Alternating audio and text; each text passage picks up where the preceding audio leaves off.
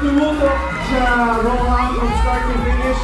Alam ko po, nakakapagod po yung ginawa namin, pero nakakapagod din po siya panoorin. Kasi napakadaming hostage takers at napakadaming hostage. Pero thank you so much for supporting us here.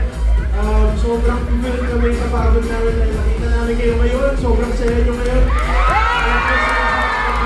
you so much. Well, ayun na siyempre, maraming salamat po sa kayo lahat. Finally, patay na si Emil. Nakaka-stress, patay na si Emil. Kaya gusto ko lang sabihin on behalf of everyone sa Rohan, maraming salamat. Wala dito yung ibang cast members namin, pero gusto rin namin magpasalamat sa kanila kasi walang Rohan kung wala sila.